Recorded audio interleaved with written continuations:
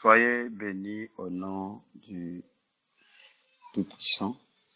Et nous croyons que c'est un privilège ce soir de nous retrouver à nouveau pour faire suite à notre enseignement, s'il faut le dire, notre entretien que nous avons commencé. C'est un sujet très très capital lorsque on parle de spiritualité et richesse, euh, parce que tout ce qui est matériel trouve euh, les fondements dans ce qui est spirituel. Et Paul, dans les Hébreux, quand il décrit les héros de la foi, il dit que c'est par la foi que nous reconnaissons que le monde tel qu'il existe a été fait par la parole de Dieu, de telle sorte que ce qui est visible est une émanation de l'invisible. Et la chute, c'est de tomber à un niveau plus bas que de penser que les choses dans l'univers, sur Terre, que fonctionnent de façon hasardeuse. Non, il n'y a pas du hasard. Même David, je crois, dans ses psaumes, il a su illustrer cela en disant que même ses pas, chacune de ses pas ont été tout tracés avant qu'il soit conçu dans les seins maternels. Donc, il y a une sagesse infinie, il y a une intelligence infinie qui a programmé les choses de telle sorte que les choses puissent fonctionner d'une façon juxtaposée. Donc, si aujourd'hui les hommes ont su maîtriser la logique ou la science de la programmation, et ils reconnaissent effectivement que Dieu, il est le véritable programmeur. Donc, nous sommes en train d'élucider une clé qui est très capitale en ce qui concerne la synchronisation avec le calendrier divin. Et donc, aussi vrai, aussi longtemps que les humains ou le peuple d'Israël se déconnecte de son calendrier qui lui a été donné par le Créateur à la sortie de l'Égypte, parce que ce calendrier existait déjà, puisque depuis la nuit des temps, dans le livre d'Exode, Exode chapitre 1, le verset 14, il a montré que, et nous l'avons étudié, que les luminaires ont pour mission effectivement de présider les festivités, c'est-à-dire les rencontres festives. Donc Dieu a calé son calendrier suivant effectivement le calendrier lunaire, le calendrier lunaire. Voilà pourquoi il avait voulu que à chaque fois qu'il y aurait apparition de la nouvelle lune, autrefois, les Israélites devaient s'interroger, devaient s'asseoir, devaient s'arrêter et observer pour chercher à connaître quels sont les présages de la nature. Et chaque fois, après le renouvellement du cycle annuel, la nouvelle année commençait effectivement en rapport avec l'équinoxe du printemps et directement ça tombait avec l'apparition de la nouvelle lune et commençait ainsi la nouvelle année. Donc voyez-vous que ces choses-là, comme nous sommes en train de le voir, que ça a des répercussions dans les vies, ça a des répercussions sur notre marche, ça a des répercussions sur notre santé, ça a des répercussions sur notre prospérité parce que c'est lié effectivement à des cycles de semailles, de la moisson et des récoltes.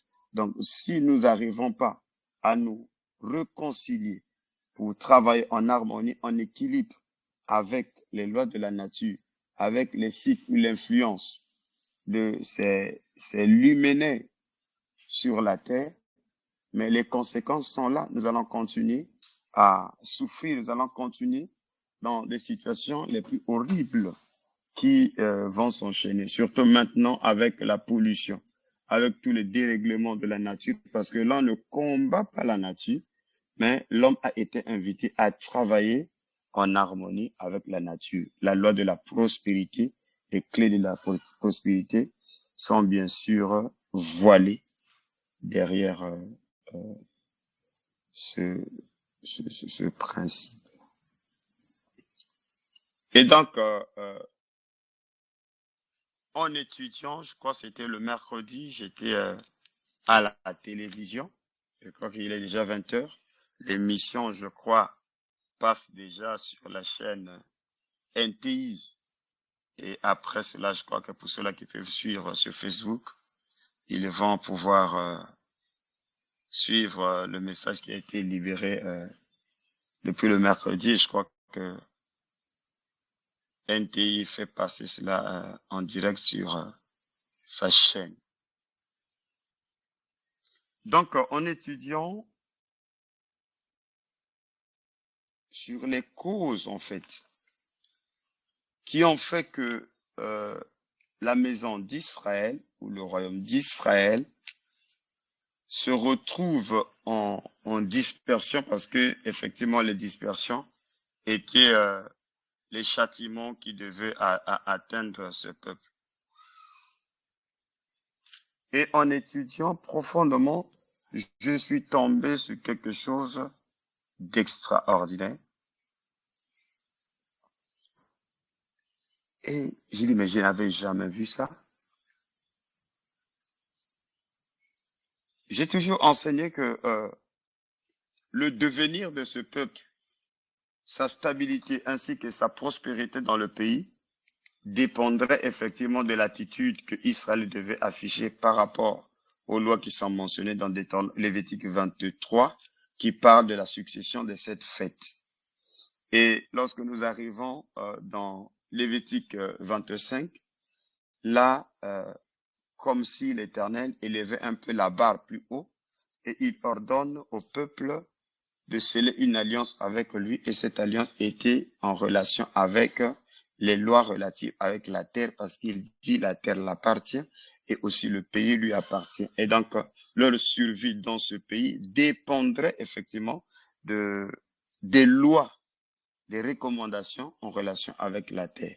Donc, Dieu avait veillé de telle sorte qu'il y ait une rigueur dans l'application de ces lois-là. Pourquoi? Parce que tant que le peuple observera les fêtes, tant que le peuple observera les lois relatives à la terre, alors ces lois-là ont des répercussions dans leur conscience, dans leur attitude vis-à-vis des autres. Voilà pourquoi il avait voulu que à chaque 7 ans, il devait y avoir une année de relâche. Et cette année de relâche était une année de grâce. Et qu'est-ce qui s'est passé en cette année de relâche ou l'année de grâce? Il y a des prisonniers qui trouvaient effectivement la libération, la 7e année. Il y a l'abolition des dettes. Donc, quelqu'un qui te devait à la 7e année, du coup, le compteur était remis à 0. Donc, voyez-vous que le Dieu d'Israël les enseignait, les imposait à pouvoir pratiquer la justice, à pouvoir pratiquer de la miséricorde. Et donc, pendant cette même 7e année, la terre aussi devait subir une période de Shabbat, ce que nous appelons aujourd'hui ici les périodes de Jacher.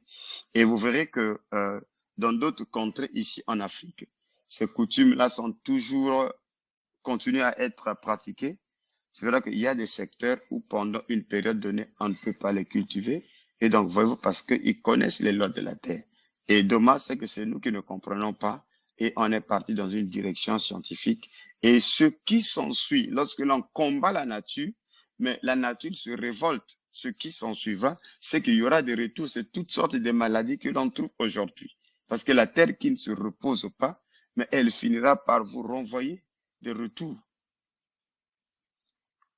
Et donc, ces lois-là, ces alliances que le Yah d'Israël avait scellées avec ce peuple, ce n'étaient pas simplement des ordonnances relatives à la chair, mais ces ordonnances avaient des répercussions dans leur comportement, dans leur attitude, dans leur manière d'être, de leur manière d'exercer de la miséricorde.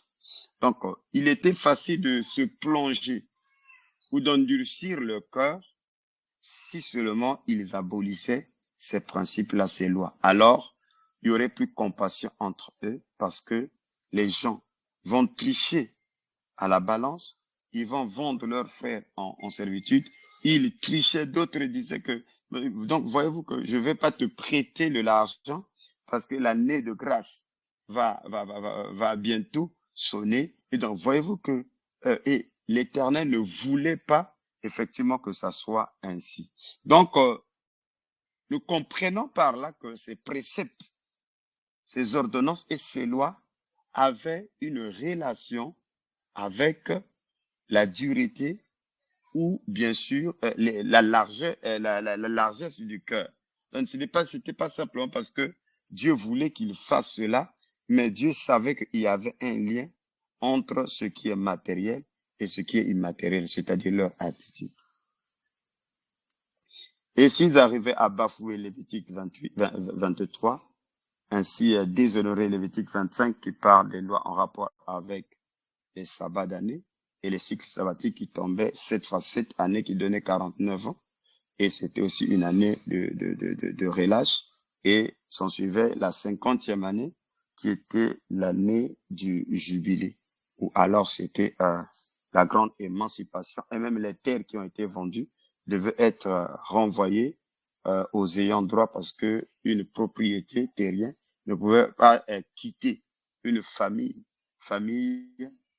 au-delà de 50 ans. La 50e année, il y avait une restauration qui s'imposait. Donc, si ces lois établies en relation avec la terre, en relation avec les fêtes, les sabbats, sont bafoués, ce qui s'ensuit dans Lévitique 26, c'est que l'Éternel punirait le péché de la maison d'Israël cette fois. Et donc, lorsque je me suis mis à revérifier mes notes, et quand j'arrive à la 6e plaie, c'est-à-dire au 6e châtiment, parce que le 7e châtiment, ce n'est autre que, effectivement, la restauration de la mémoire, la prise de conscience pour le retour vers l'Éternel, leur Dieu qu'ils ont abandonné. Donc, au verset 39, il y a quelque chose de particulier ici. Et ceux d'entre vous qui survivront seront frappés de langueur pour leurs iniquités dans le pays de leurs ennemis. Ils seront aussi frappés de langueur pour les iniquités de leur père. Donc, les rescapés qui vont survivre, ils seront frappés d'un fléau, d'une maladie qu'on appelle la langueur. Et donc, ça a mis la paix dans mon cœur. Ça m'a grandement apaisé de savoir que parfois les lacunes que nous endurons, en fait, nous sommes en pleine prophétie parce que la langueur, quand j'ai vérifié, dans d'autres traductions, c'est traduit par la putréfaction, c'est-à-dire effectivement et en réalité, c'est une corruption. Et cette corruption est à la fois corporelle ou somatique et aussi psychique.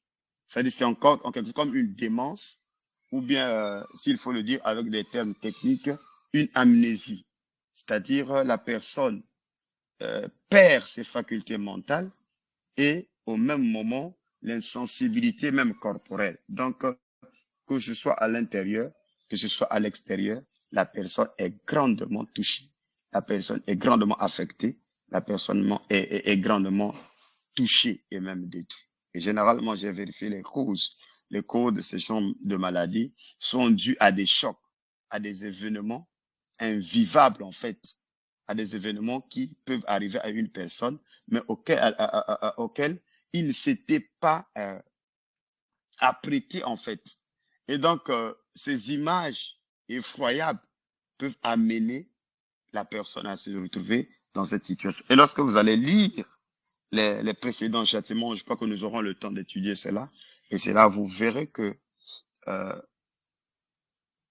Israël, effectivement, lors des châtiments pendant les dispersions, la Bible dit, Moïse annonce que des choses effroyables l'arrivera et il les verra, il ne pourra pas les supporter.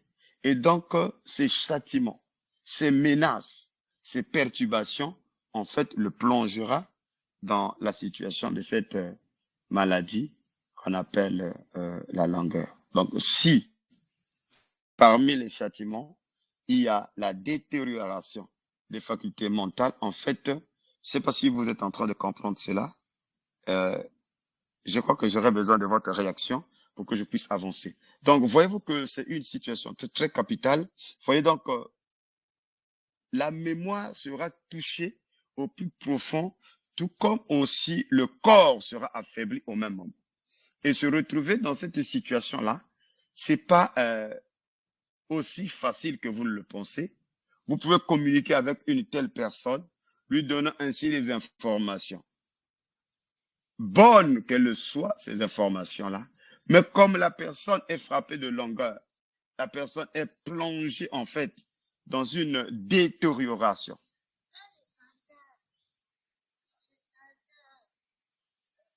La personne est frappée de cette détérioration. Ce qui va s'en suivre, c'est que ça se justifie par les refus que nous constatons, l'opposition que nous constatons. En fait, nous sommes en pleine prophétie, nous sommes en pleine prophétie. Et donc, quand le Seigneur a ouvert mes yeux, mais j'ai dit, mais c'est pas possible. C'est pour le travail est très immense et c'est pas vraiment du tout facile. Voilà pourquoi cela ne dépend pas de celui qui court, mais je crois que c'est l'Éternel lui-même qui fait miséricorde. Et la prophétie d'Ésaïe, je crois 27, il dit que ce ne sera pas aussi la masse. L'Éternel les ramassera un à un, un à un. Donc, voilà un peu l'importance de comprendre, de saisir cette clé en rapport avec les fêtes de l'Éternel. Et ces fêtes-là ont de l'influence dans la vie de tous les jours. Et il a été même démontré que même l'évolution de l'enfant est en rapport avec les fêtes qui sont décrites dans le livre de Lévitique 23. Pourquoi?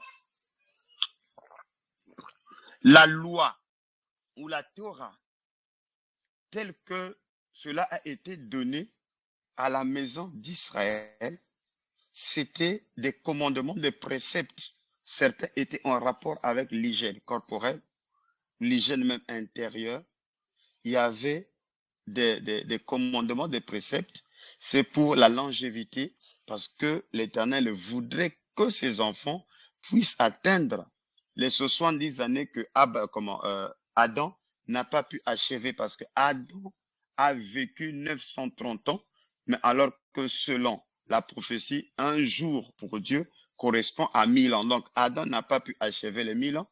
Il est mort à 930 ans parce que les 70 années étaient réservées à la royauté de David. Et il est dit que David est devenu roi à 30 ans et il a régné pendant 40 ans.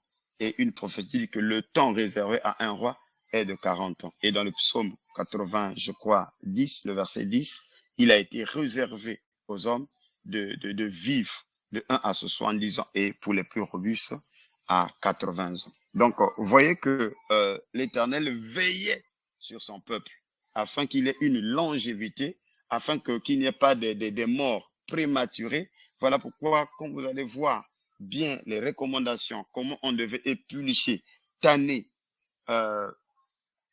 les sacrifices et tout, il y a des éléments qui étaient interdits que les sacrificateurs les consomment parce que ça engendrerait certaines maladies comme les maladies cardiovasculaires. Voilà pourquoi la graisse était réservée pour être brûlée dans le temple et tout ça. Donc, voyez-vous que Dieu les avait donnés, ces lois-là.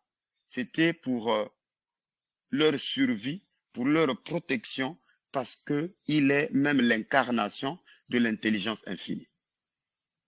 Voilà pourquoi je me suis toujours battu pour dire que lorsque vous voyez dans les églises aujourd'hui, l'acharnement contre la connaissance, mais ça veut dire que ce n'est pas du tout l'église de Dieu, parce que le mystère de Dieu, Paul dit, à savoir Christ, mystère dans lequel est contenu tous les trésors de la science et de la connaissance. Donc, que ce soit la science de la vie, ce que je crois nous appelions autrefois la biologie, aujourd'hui c'est SVT.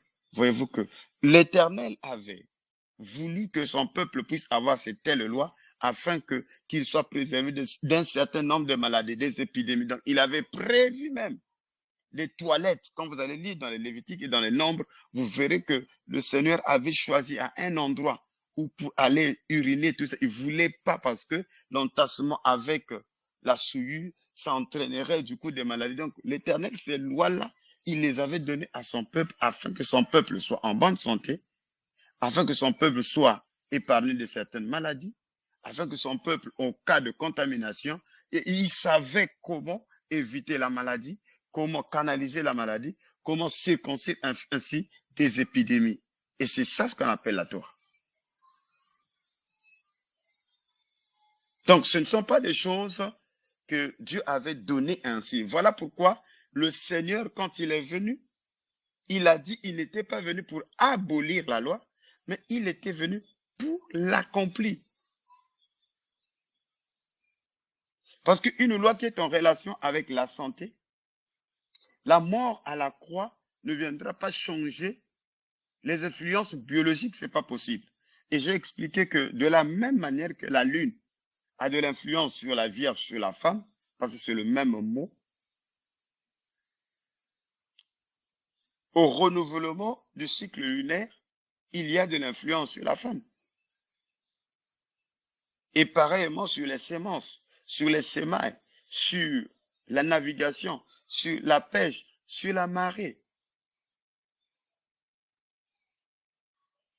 Et donc, ensemencer, il fallait se synchroniser par rapport à la lune parce que le calendrier que Yah a donné à ses enfants n'était pas un calendrier solaire, ce fut un calendrier lunaire. Et jusqu'aujourd'hui, c'est ce calendrier-là qui gouverne la terre. Malgré que la petite corne est venue pour opprimer le peuple du Très-Haut et espérant changer les lois et les temps.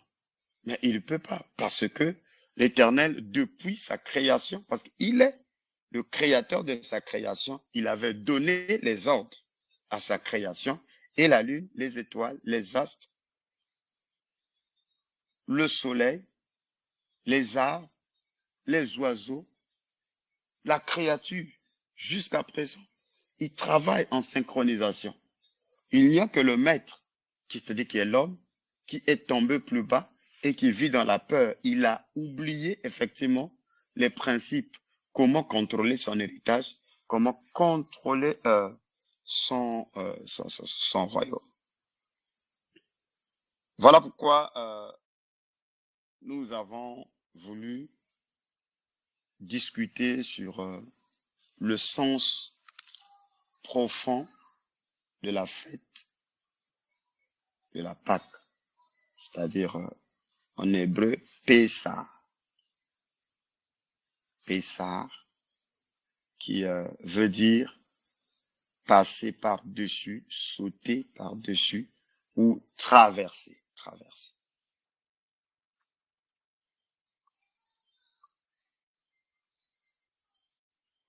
Et si nous insistons sur le fait qu'il faut sortir du conformisme,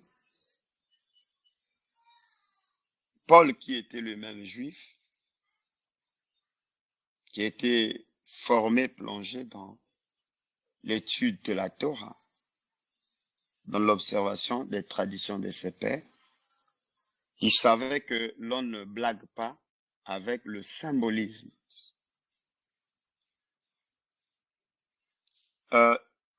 Généralement, pendant les séances de Pâques, si vous voulez, ou même les séances traditionnelles du 31 au 31 décembre au 1er janvier, il y a la séance de la Sainte Seine qui est de coutume et aussi des lavages de pieds. Mais Paul nous prévient en disant que plusieurs sont malades et même trouvent la mort c'est parce que ils observent ces préceptes, ces coutumes, si vous le voulez, ce sont des ordonnances en fait. Quand c'est des ordonnances, quand on les applique, ça devient des coutumes. Lorsqu'on les observe sans discernement, ça se transforme effectivement en des malédictions.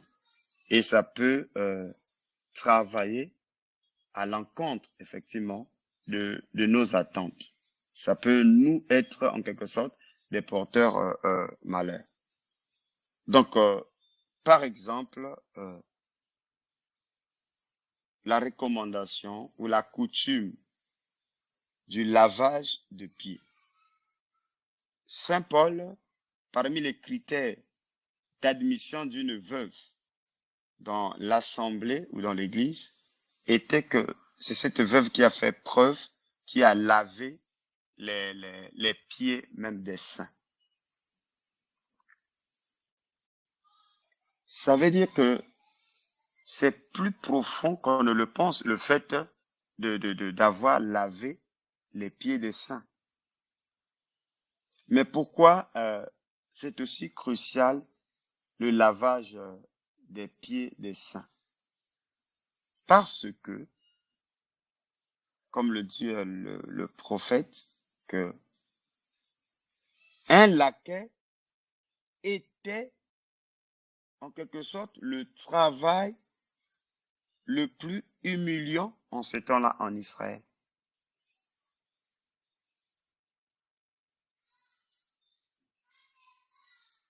Et Christ a montré l'évidence et l'exemple d'humilité en nettoyant les pieds de ses disciples. Et Pierre, qui était plus avisé, voilà pourquoi il y a eu en quelque sorte contestation pour dire, mais c'est pas possible. Le supérieur ne peut pas le faire envers l'inférieur. C'est le contraire. Il dit que c'est moi qui ai le droit de te laver les pieds et tout ça. Et c'est ce que Jean-Baptiste avait dit au Christ. Mais il lui a dit que laissons accomplir ainsi toute justice. Pourquoi je le dis? Parce que quand quelqu'un a lavé tes pieds, il est rentré de façon symbolique dans ton intimité la plus profonde. C'est-à-dire, c'est quelqu'un qui a nettoyé ta souillure. C'est quelqu'un qui a nettoyé ta saleté. Et en le faisant, c'est un acte extérieur, mais qui a des implications plus profondes que vous ne le pensez. Parce que ce qui se fait avec des chrétiens, en fait, ça s'est transformé en abomination. Voyez-vous que ça se transforme en porte malheur. Pourquoi? Parce que c'est pas croyable.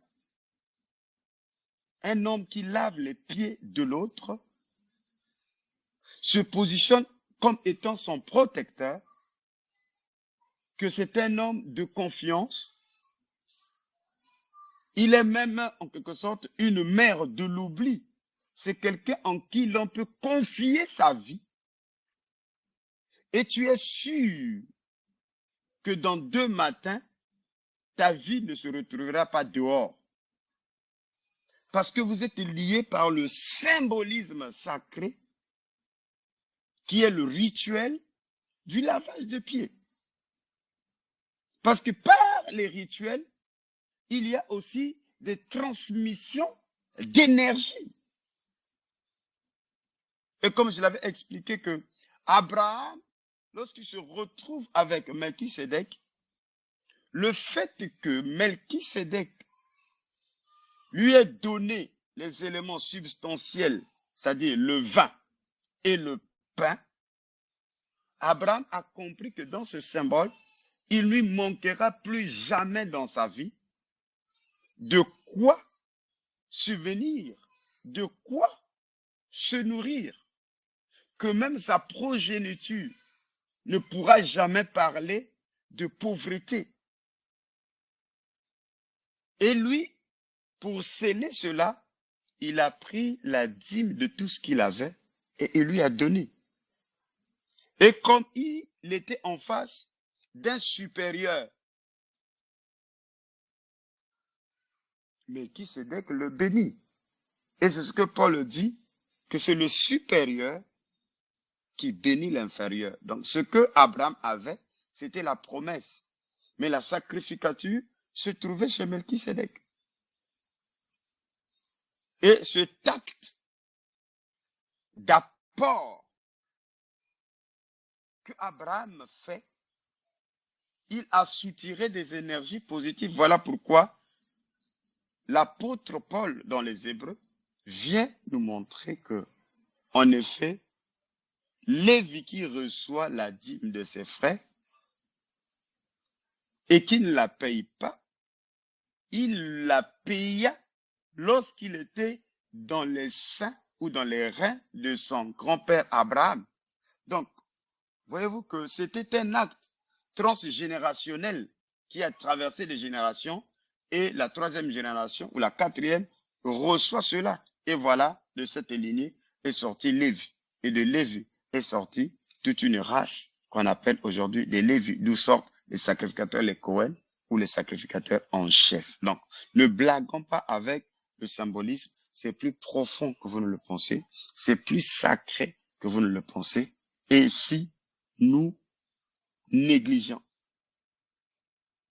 ou désacralisons ce symbolisme, mais soyez-en sûrs, ça va se retourner contre nous. Et Paul dit que c'est la raison pour laquelle vous êtes dans ce cérémonial-là et sans discernement. Parfois, la cause des échecs, la cause des blocages, la cause de la mort, la cause des maladies, et ces maladies peuvent être des maladies physiques ou des maladies spirituelles, comme celle que nous venons de lire, la langueur, que l'obstruation des idées. Comme Deutéronome 28, il dit que en plein jour, tu t'attends, tu es frappé de délire. Donc même la sensibilité de la vision ou des visitations des anges, des intelligences, on le perd alors que nous sommes de la descendance de Jacob. Et nous avons le droit d'inviter les mêmes anges qui descendaient et qui montaient sur l'échelle.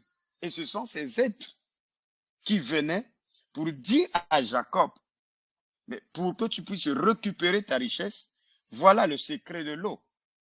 Mais les arbres et les animaux, quand ils regarderont l'alignement des arbres, il y aura de reflets dans les semences qu'ils portent et à des heures précises sous la chaleur.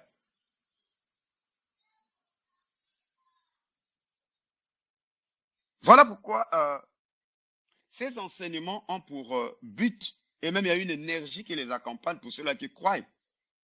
Et je prie que ces énergies puissent vous atteindre, vous atteindre, afin que votre conscience s'éveille, que nous retrouvions effectivement la guérison de la langueur, que notre mémoire puisse s'activer, afin que nous puissions nous reconnecter avec le Dieu créateur.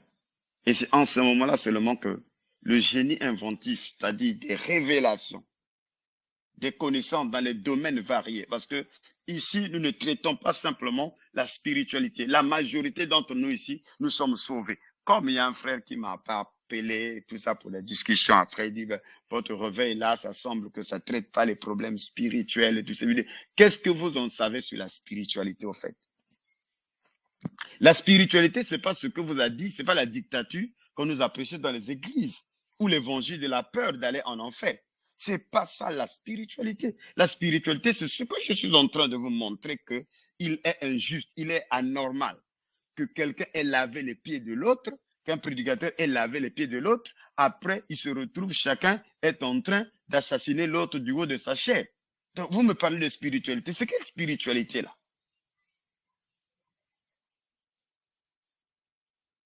Alors, à quoi a servi ce symbolisme de lavage de pieds? C'est que vous ne l'avez pas compris. Vous l'avez fait de façon traditionnelle pour satisfaire les gens, pour qu'on dise que vous êtes une église apostolique. Ça n'a rien à voir avec l'église apostolique. Vous ne comprenez pas les symbolismes parce que c'est plus profond que vous ne le pensez. Donc, la définition de la spiritualité dont vous pensez, ce n'est pas ça. Un homme spirituel, c'est celui qui connaît lire les signes du temps. C'est celui qui connaît communiquer avec le temps, avec la nature et tout ça.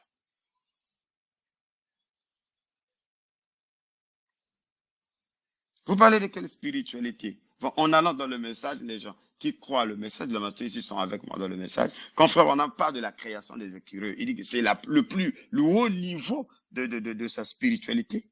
C'est de prononcer la parole. Ça ne se passe pas dans la nature.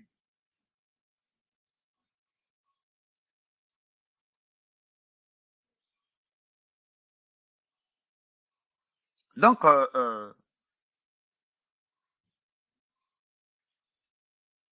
c'est ça, c'est ces mots d'intimidation, des mots de peur qui fait que les gens se retrouvent en quelque sorte bloqués. Donc, il y a un symbole, il y a un sens plus profond de la fête de la Pâque. Je crois que si on n'achève pas ça aujourd'hui, on va continuer le dimanche prochain ou dans des jours à venir, parce que ce qui est essentiel, il faudrait que nous puissions comprendre et sortir de cette prison qui consiste à lire la Bible à la légère, à lire la Bible avec le niveau 1, alors qu'il y a 70 niveaux, voyez-vous? Il y a 70 niveaux. Et si déjà au niveau premier, il y a des problèmes, mais le niveau, le second, voyez-vous que vous serez taxé de tout. Vous serez taxé de tout. Euh, je vais vous expliquer quelque chose ici avant d'atterrir dans les fêtes. Je crois que pour l'application des fêtes, ça serait très bien que je réponde cela pendant la période des entretiens ou des questions et des réponses ici. Un frère m'a dit, mais docteur, tu as parlé des lois, des sacrifices, et etc., etc., et tout ça. J'ai répondu que dans les Saintes Écritures,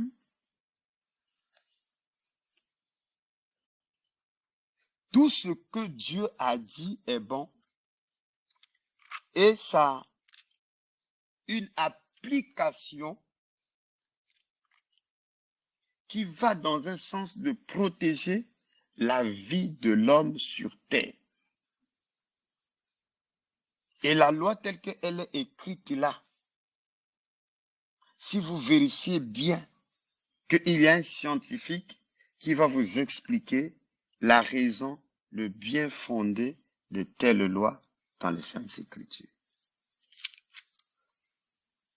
Je prends Hébreux chapitre 9, le verset 9, par exemple.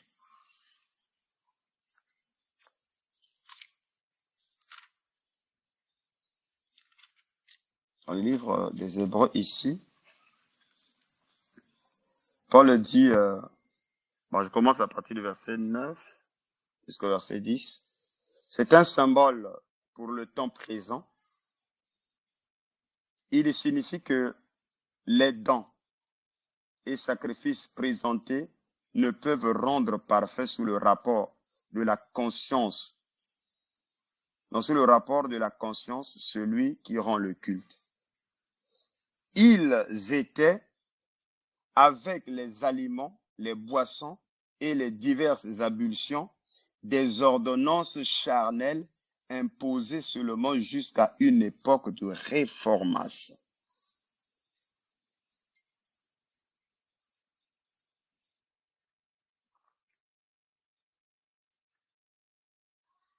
Pierre savait le danger du message de Paul.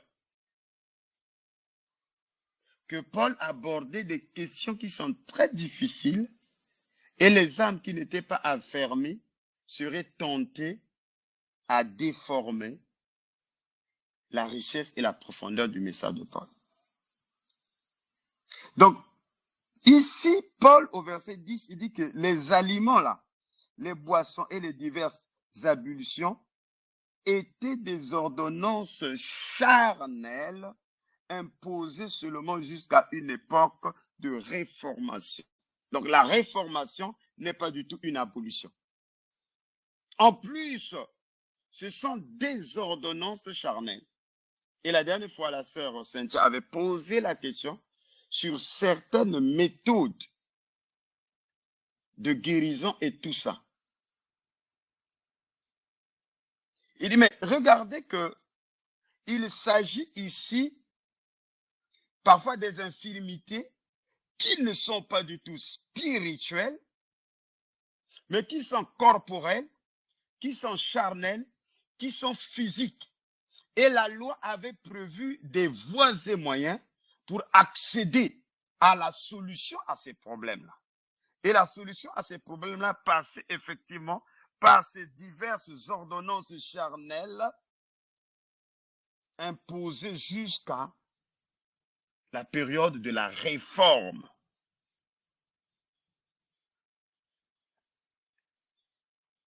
Donc, lorsqu'on parle de réforme, c'est pas abolir, ça veut dire trouver un sens plus profond, une application plus profonde.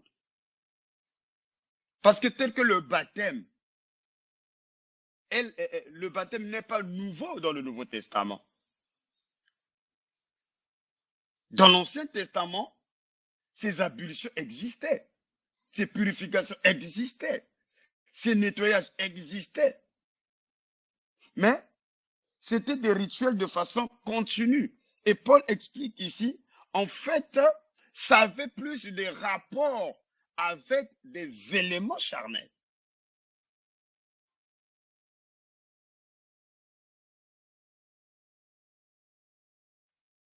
Et la mort de Christ à la croix vient pour résoudre un problème plus profond que les ablutions ne pouvaient pas résoudre, c'était le problème de l'âme. Donc, le traitement du problème de l'âme ne supprime en rien la résolution des problèmes qui sont cultuels, c'est-à-dire qui sont liés au corps. Voilà pourquoi ce n'est pas de la même façon ou de la même méthode ou la même formule que le Seigneur a utilisée pour la guérison des aveugles, par exemple. Il y a un qui est un cas particulier. Ça veut dire que, regardez, ça veut dire que son cas était plus profond et peut-être difficile à résoudre. Qu'a fait le Seigneur? Il a pris la salive, il a mélangé avec la boue et il a appliqué sur les yeux du malade. Et il lui pose la question, qu'est-ce que tu vois? Donc la guérison était déjà là, mais il voit des arbres. Mais ces arbres-là étaient des hommes. Donc voyez-vous que son premier niveau de rétablissement était dans une dimension un peu plus éloignée. Et il voyait des hommes comme étant des arbres, ce qui était une vérité dans une dimension donnée. Et pour le ramener vers la dimension de la réalité dans laquelle il vivait, on lui a dit d'aller se baigner ou d'aller nettoyer les os, les yeux. Et c'est en ce moment-là qu'il a vu effectivement que les arbres-là étaient en effet des hommes. Donc la vision devenait de plus en plus claire.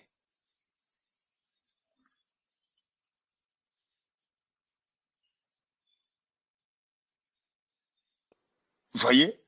Donc ça, c'est un cas à part. Il a dit que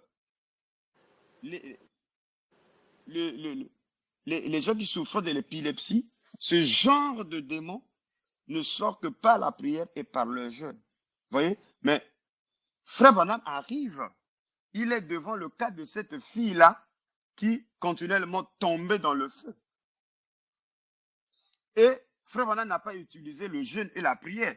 Il a dit aux parents, et quand elle tombera, ce que vous devez enlever tous ses vêtements, les brûler au feu. Et cet esprit-là s'en ira. Vous allez faire quoi? Vous allez dire que le Seigneur a dit, c'est par le jeûne ou la prière. Mais c'est un réma, c'est une inspiration. Ce cas-là se résout selon l'inspiration que Dieu donne au vase qui est présent, parce qu'il a vu, il a été inspiré, il a reçu directement. Et si vous n'appliquez pas cela, vous n'aurez pas de solution. Mais pourquoi n'a-t-il pas appliqué Marc 16? Que en mon nom vous chasserez les démons. Donc voilà pourquoi, vous voyez que on n'est pas dans un conformisme absolu. Il faut être spirituel.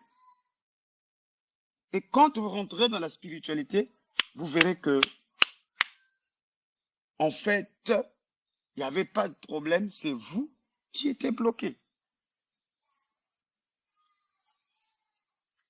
Et au verset 13, il dit ceci, « Car si le sang des taureaux et des boucs et la cendre d'une vache répandue sur ceux qui sont souillés sanctifie et procure la pureté de la chair, combien plus le sang de Christ qui par l'Esprit éternel s'est offert lui-même sans tâche à Dieu, purifiera-t-il votre conscience des œuvres mortes afin que vous serviez le Dieu vivant. »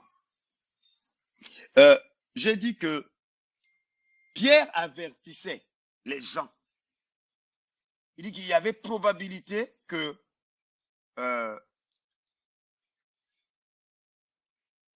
il y avait probabilité pour que les gens puissent tordre effectivement le message de l'apôtre Paul. Pourquoi? Parce que ces écritures-ci, on les a mal lues. Hein?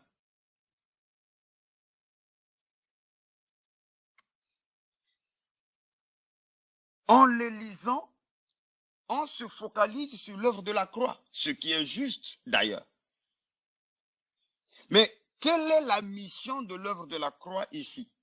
Puisque Paul commence, il est en train de faire une typologie des faits qui existent, montrant que des cérémoniales de purification liées au sang des taureaux, des boucs, des cendres des vaches qui étaient répandues sur les gens qui se disaient étaient de souillés, pouvaient les sanctifier et procurer même la pureté de leur chair.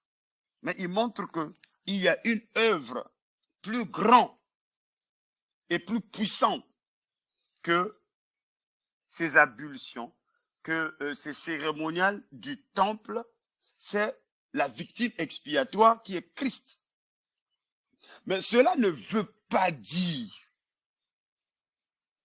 que ce qui se faisait dans le temple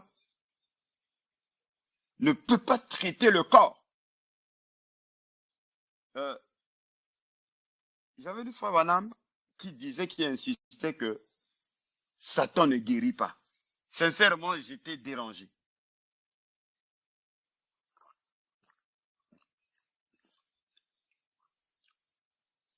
Il dit, comment Satan ne guérit pas? Et les frères ont insisté, non.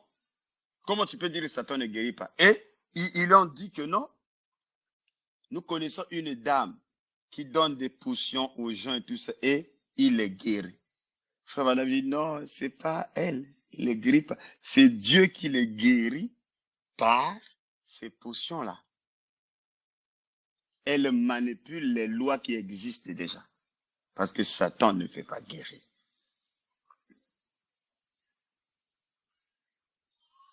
Donc, c'est pour vous montrer que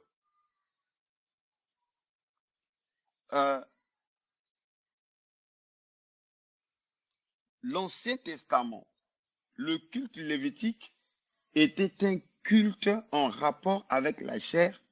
Ces lois étaient en rapport avec la santé, avec l'hygiène alimentaire, ce qui les projetait et les protégeait pour leur longévité, pour qu'ils accomplissent les 70 années suivant la bénédiction que Dieu a prononcée par Moïse, que nos vies sur terre maintenant sont chronométrées de 1 à 70 années. Donc, les abus, de toute façon, on est en Afrique, hein. Il y a certains traitements qui sont utilisés dans la médecine, je ne vais pas dire la médecine traditionnelle, la médecine africaine, hein, parce qu'il faut maintenant régler les mots. La médecine africaine, c'est proprement tiré de ces lévites-là, de ces lévites-là. Et notre problème, c'est parce que bon, on croit toujours que quand la quinine vient emballer, que ce n'est plus le quinqueliba. Quand l'artéméter nous revient sous forme de poudre avec un mélange de l'eau, ben, ce n'est plus l'artémésia en fait. C'est ça notre problème.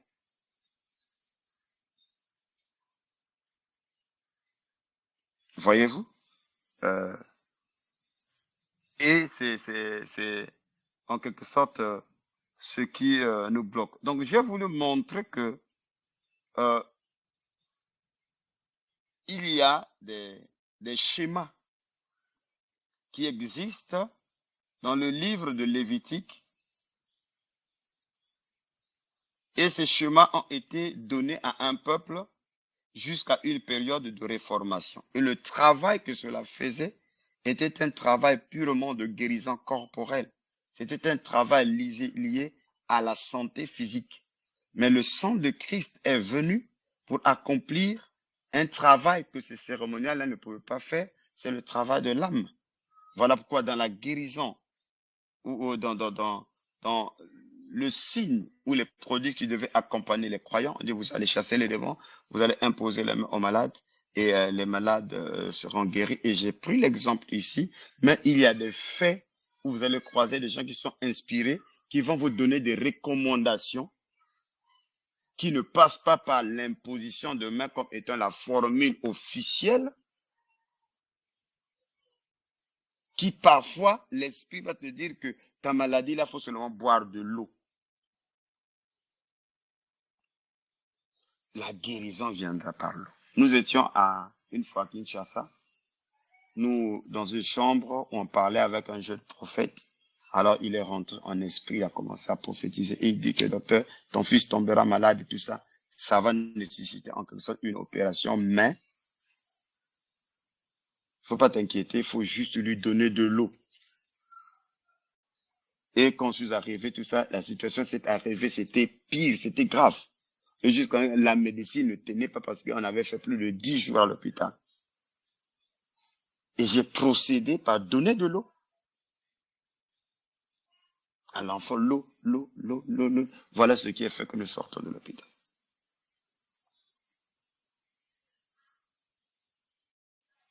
Donc, voyez-vous que ça, ce sont des inspirations qui viennent directement du trône du Père et qui sont des recommandations pour nous, appliquant ainsi des éléments de la nature que Dieu a créés qui existent déjà. Et notre guérison va passer par là.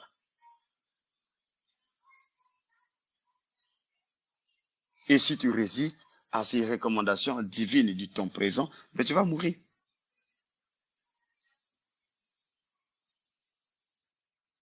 Tu vas mourir. Alors, voyez que lorsque l'on perd la sensibilité de l'esprit, c'est très difficile. Vous allez lire dans le livre de 1 Chronique, chapitre 21, le verset 18 jusqu'au verset 23. Bon, la scène de Chronique ici, David, il s'agit de David qui avait décrété ce qu'on appelle le dénombrement. Mais en décrétant le dénombrement, dans le livre des Chroniques, il est dit que c'est Satan qui l'avait incité dans Chronique 21. Satan se leva contre Israël et il excita David à faire le dénombrement d'Israël. Mais quand vous arrivez dans 2 Samuel 24, le verset 1, je prends 2 Samuel 24.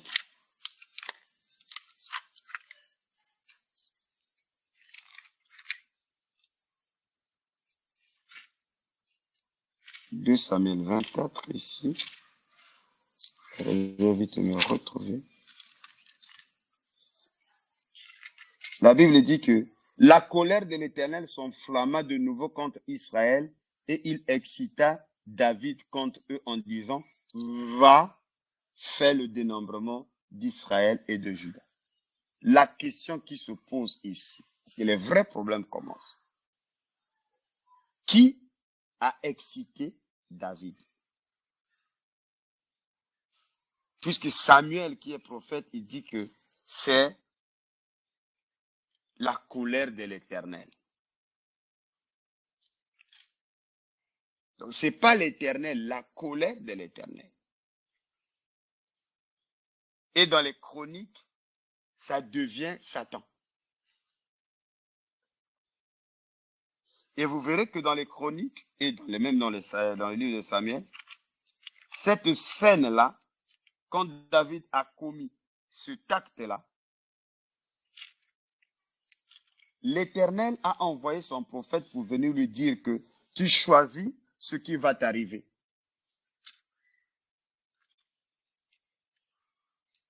Au verset 12, accepte ou 3 années de famine, ou 3 mois pendant lesquels tu seras détruit par tes adversaires et atteint par l'épée de tes ennemis, ou 3 jours pendant lesquels l'épée de l'Éternel et la peste seront dans ton pays, et l'ange de l'Éternel portera la destruction dans tout le territoire d'Israël.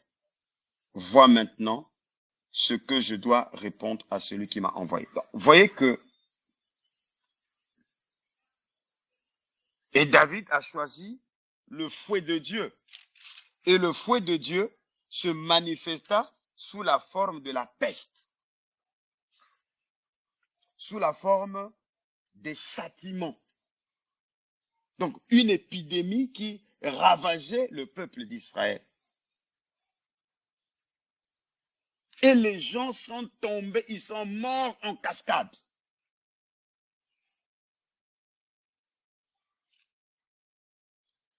Et vous lirez la suite à partir du verset 18. Que l'ange de l'Éternel dit à Gad de parler à David afin qu'il monte pour élever un autel à l'Éternel dans l'aire d'Ornan, le Jébusien. Voyez-vous que pour comprendre ce genre de phénomène, ce n'est pas en vivant dans la même dimension que les autres. Les prophètes ont dit il faut monter plus haut. Et David monta selon la parole de Gad avait prononcé au nom de l'Éternel. Ornan se retourna et vit l'ange et ses 4 fils se cachèrent avec lui. Il foulait alors le froment. Lorsque David arriva auprès d'Ornan, Ornan regarda et il aperçut David. Puis il sortit de l'air et se prosterna devant David, le visage contre terre. Et David lui dit à Ornan, cède-moi l'emplacement de l'air pour que j'y bâtisse un autel à l'Éternel. Cède-moi contre sa valeur en argent afin que la plaie se retire de dessus le peuple. Et Ornan répondit à David, prends ce que mon seigneur le roi, fasse ce qui lui semble bon. Vois, je te donne les bœufs pour holocauste, les chars pour le bois et le froment pour l'offrande. Je te donne cela. Mais le roi David, etc., etc. Mais à la fin, il dit que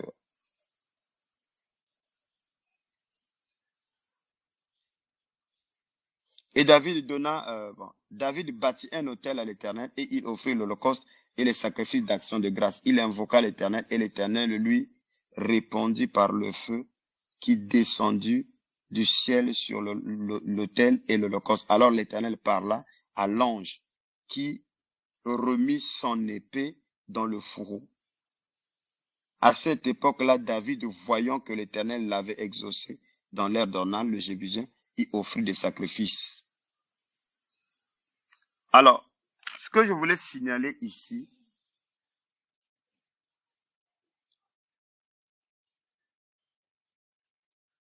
la fureur de l'Éternel excite David, et de l'autre côté, il y a Satan qui le fait. Mais finalement, la peste là, c'était qui? Et vous retrouverez cela aussi dans le livre des Hébreux, quand il est parlé de l'exterminateur, où le peuple de Dieu a été préservé pendant, dans Hébreux chapitre 11, le verset 28, il dit que lorsqu'ils ont fui l'aspersion, c'est là où on va atterrir, lorsqu'ils firent l'aspersion de la Pâque, dans Hébreux chapitre 11, 28, puisque nous traitons sur la partie la plus profonde de la Pâque.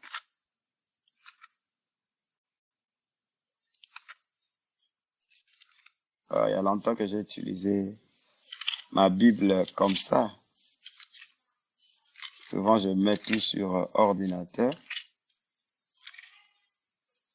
Le livre des Hébreux, Hébreux chapitre 11.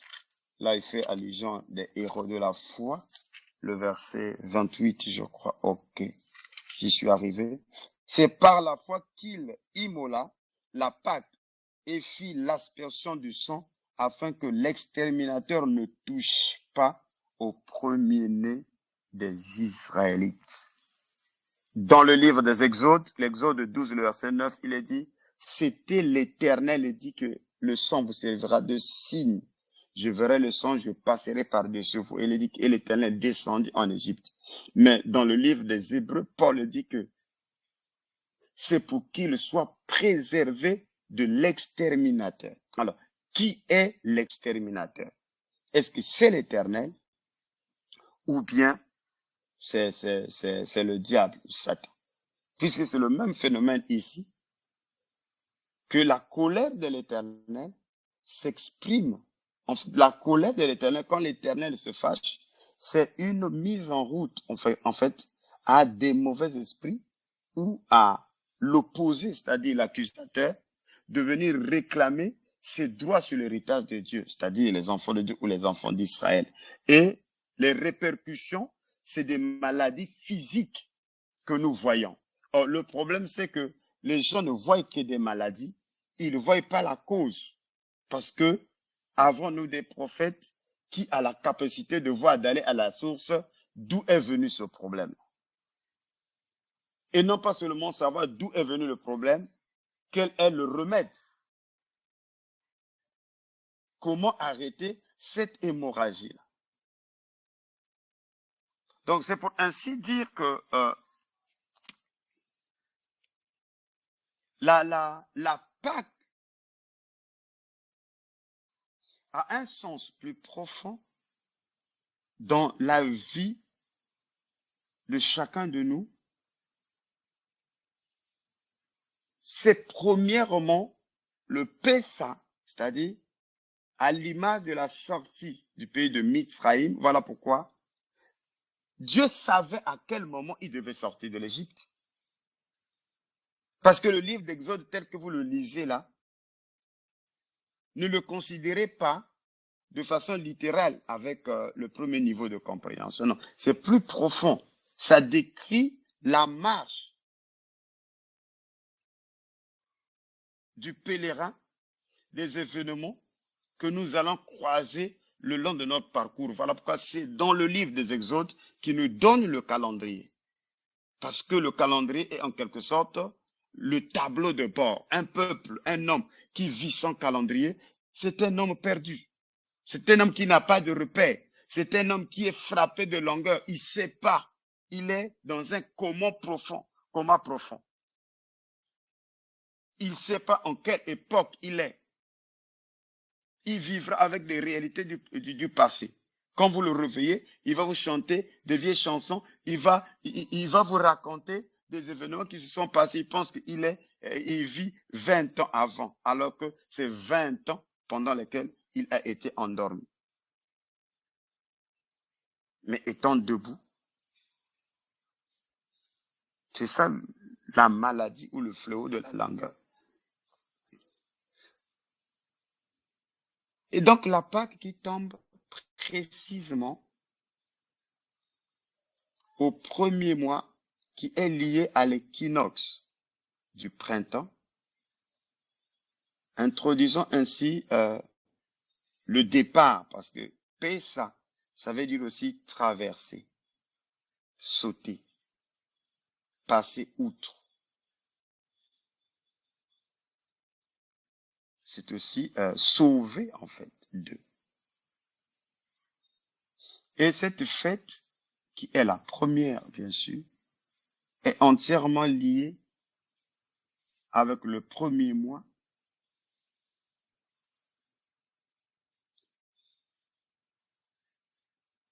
Le soleil, ou le signe du zodiaque prédominant, c'est bien sûr le bélier. Voilà pourquoi il a ordonné que c'est la fête du sacrifice, la fête du sacrifice. Et puis c'est le premier mois, c'est le mois de séparation. Donc Dieu a ordonné que maintenant vous allez vous séparer, vous allez sortir du pays de Mizraïm. Voyez-vous que vous sortirez en fait de la servitude, vous sortirez effectivement de ce que j'appelais l'hibernation, le blocus. Et donc l'Égypte était en quelque sorte symbolisée par cette période de blocus, par cette période d'hiver en fait, où cette période tout était bloqué, cette période où les énergies sont négatives, cette période où les idées sont altérées, cette période parce que le mot Massor ou Masra, c'est le chemin étroit, c'est-à-dire il n'y a pas assez de place pour vous.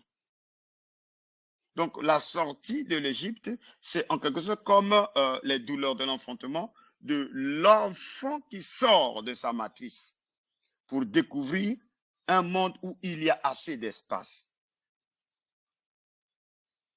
Et ça passe par le sacrifice de Pessa. Mais le sacrifice de Pessa est lié aussi à la protection contre l'exterminateur afin de préserver les enfants d'Issolélé de la mort des premiers-nés. Et cet élément est très, très capital sur la mort des premiers-nés. Voilà pourquoi vous verrez qu'en Afrique, les premiers-nés sont sacrifiés. Et si nous ne nous couvrons pas de l'agneau pascal dans son sens plus profond, et que tu fais partie des premiers-nés, sache que tu es exposé.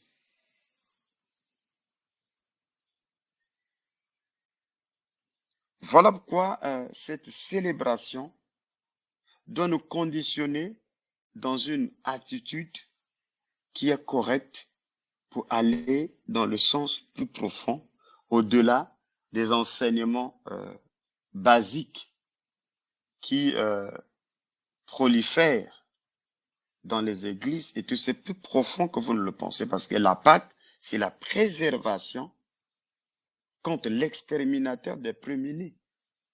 Parce que même le prophète dit que même si tu étais israélite, et si tu n'étais pas sous le sang de l'animal, mais tu tombais. Parce que l'exterminateur visitait là où il y avait des premiers-nés. Alors la dimension des premiers-nés ne sont autres que les prémices, et c'est plus profond. C'est la raison pour laquelle cette fête de Pessa est liée avec la donation des prémices, qui était une fête pour apporter des fleurs, des orges qui étaient arrivés à la maturité, et les sacrificateurs les agitaient de part et d'autre afin de renvoyer le schéma ou le séma dans les champs, puisque si les prémices sont mûres ou sont parfaits, la moisson sera aussi parfaite. Voilà pourquoi il y a beaucoup de choses qui ont été enseignées et qui ont été appliquées entre le 31 décembre et le 1er janvier. Ça n'a pas sa raison d'être, parce que ça ne répond à aucune loi symbolique, parce que Dieu est derrière le symbolique ou la symbolique.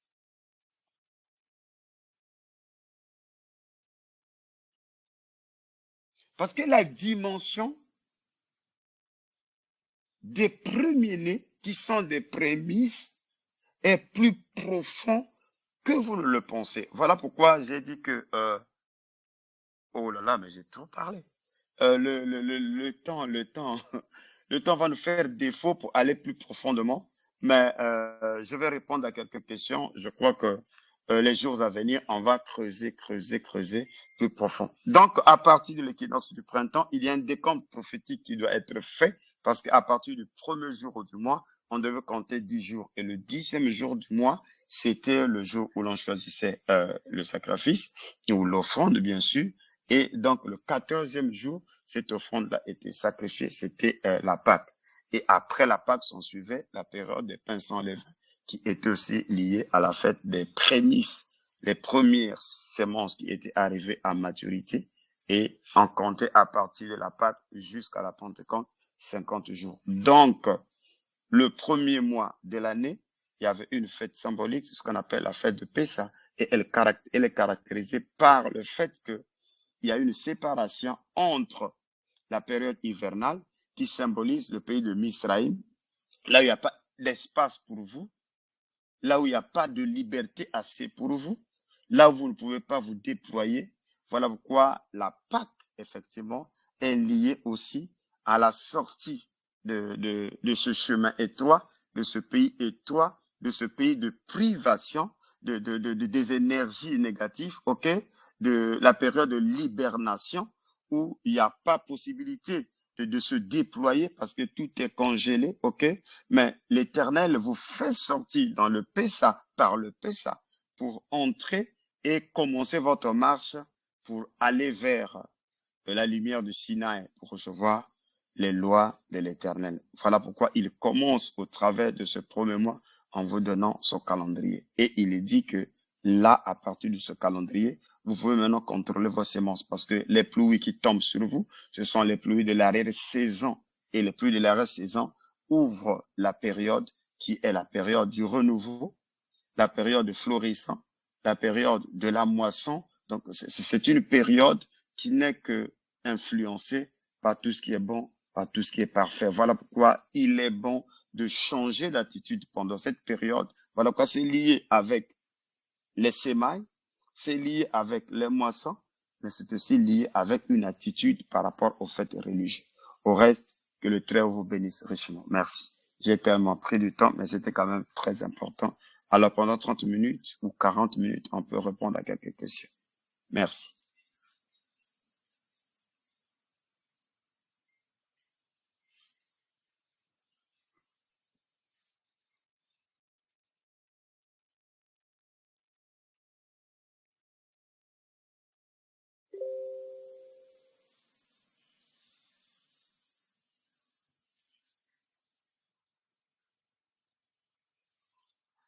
Je crois que le micro est libéré s'il y a des questions, des préoccupations. Je crois que je suis présent disponible parce qu'il est déjà 21 heures ici 24. À 22 heures, je crois qu'on doit clore. Prochainement, on va voir s'il faut qu'on commence un peu plus tard pour commencer 1 heure après, c'est-à-dire 21 heures heure de Brazzaville, parce que on a 1 heure d'avance par rapport à ceux de l'Afrique de l'Ouest. Et parfois, ça les empêche à être à temps au commencement de la réunion. Donc, s'il y a des questions, effectivement, nous sommes prêts.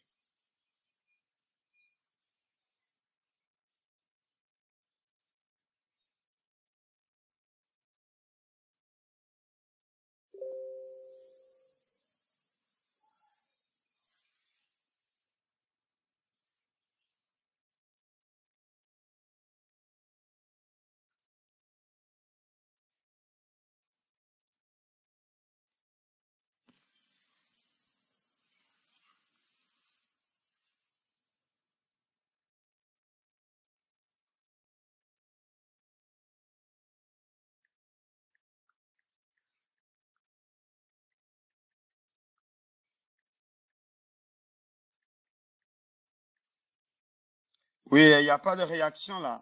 Est-ce que ma voix se fait entendre?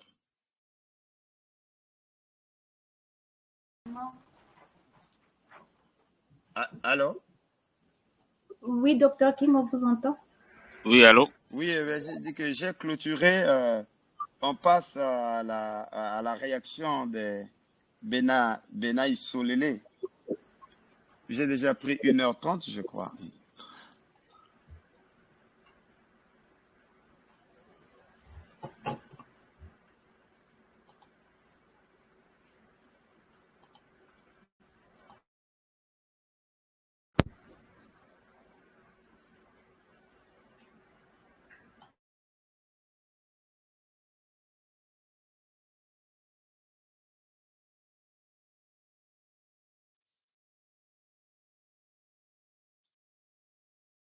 Ah oui, c'est chaud. Ça veut dire que le silence est plus profond qui me pousse, j'espère, de continuer ou comment là. Allô? Mais c'est toujours bien lorsqu'il y a des réactions. Ça fait que les angles qu'on n'a pas pu développer, on peut revenir là-dessus. C'est ça. Alors, Oui, alors, c'est parfait. j'ai une question, en fait, toujours dans le cadre de la PAC, puisque c'est des sujets qu'on parle. Selon les instructions du Seigneur, je crois, dans Exode 12, c'est moi, si le premier mois de l'année, vous prendrez un agneau, vous le garderez 12 jours jusqu'au 4e jour, et puis vous l'immolerez entre les deux soirs. Donc, en fait, je voudrais comprendre l'équinoxe du printemps, selon les recherches que j'ai fait, l'équinoxe du printemps a eu lieu de la nuit du 20 mars, lundi 20 mars, autour de 22h jusqu'au 21 par là. Donc, on va dire que ça a commencé par et la pacte, on se bat sur cette date, sur ce calendrier-là, ce qui signifie que le 14e jour, pour être immolé entre les deux soirs, en suivant le principe-là, ça dit 3 avril, je crois. Et donc, dimanche prochain, où tout le monde va faire le travail, et voilà, fête d'Antichrist de la bête. Donc, je voudrais poser une question. Ma question est la suivante, c'est quand la parole dit que la doit être immolée de plus, Là, le micro, ça crache, fait l'autre là, ça crache et ça nous empêche de bien. de bien saisir. J'aurais dû prendre l'ordinateur. Ouais. Je sais pas, on m'entend un peu bon. C'est pas mieux d'envoyer ça par écrit ou bien par audio. Excusez-moi. Euh, on ne m'entend pas, ça crache tout. Hein. Ça crache, ça crache. Ah là là. Qu'est-ce que je vais écrire pendant que quelqu'un d'autre prend la parole. Je vais juste mettre ça en commentaire pour voilà, pour voir si c'est des réponses, quoi.